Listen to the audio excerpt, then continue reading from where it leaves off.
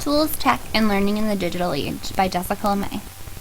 Is the ability to virtually go anywhere and learn anything restricting children at such an early age a good thing, or is it hindering their learning potential? These are questions that I ask myself. After reading Livingston, who discusses the real-world implications of technology and how they have affected not only children but adults too, I've come to understand and learn more. Livingston claims that children's interactions with the internet is much different because they are growing up with it, whereas adults today have just assimilated to the digital world as it has grown. The relationship children have with the digital world, as well as literature, differs from when they interact in this world alone, with a parent, and with peers.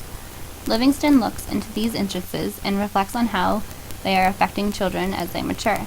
Livingston states that the media, especially the internet, seems to compensate constructively or otherwise by providing many of the resources for explorations of identity, emotion, and sexuality, for the experimentation with self-disclosure, trust, and reciprocity, for negotiating the balance between conformity and rebellion, and for reinventing rites of passage.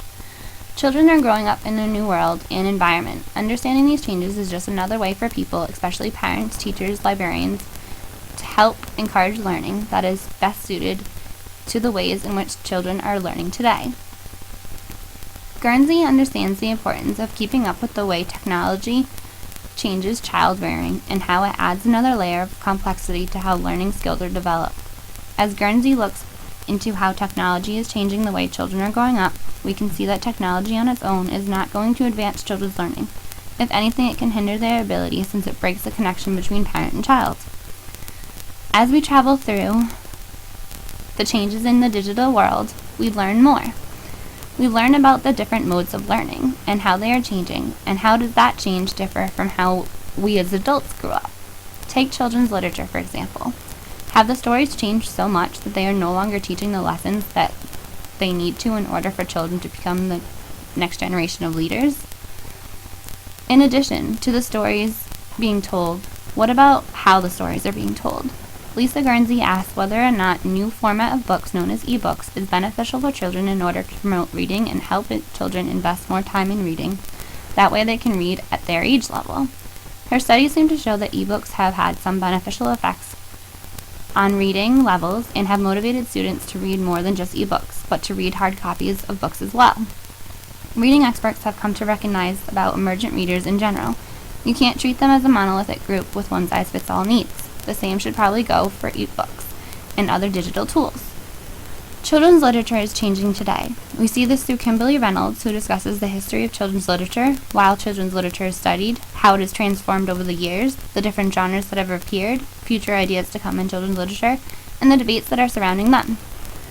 Much of what I've learned from Reynolds illustrates that children are not only the ones benefits from reading, adults are as well. Children get lost in the story within children's literature and ask adults to take interest in how the child interacts with the story, since the child is seeing it with the young eyes and the adult is reliving the childhood, the story, and the child's interactions with the story. All of the advances in technology and what children can get their hands on is making teaching and learning a place that has endless possibilities. Reading is going digital, or finding ways to promote digital tools with reading. Take, for instance, Patrick Carman. Carman wrote The 39 Clues and many other books. Many of his books are adding digital entertainment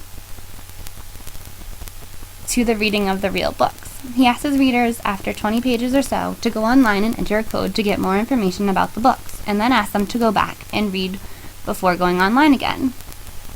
This connection between real-world print books and the digital world is just another way to advance learning in ways that children can enjoy and use. Lisa Tripps understands that today it has become even more important for young adults to develop the analytical, social, technological, and creative skills necessary for making, using, sharing media, and for doing so in ways that are socially and ethically responsible. The librarian needs to advocate for communication, collaboration, critical thinking. That way, they can help prepare students and others for their futures and help benefit their future occupations. Today, the average youth is spending upwards of 8 hours a day with media outside of school or work, and more than 8 hours a day engaged with screens and social media sites like Twitter, Facebook, and growing exponentially. If the digital world is expanding, then we need to provide ways to teach towards the digital shift.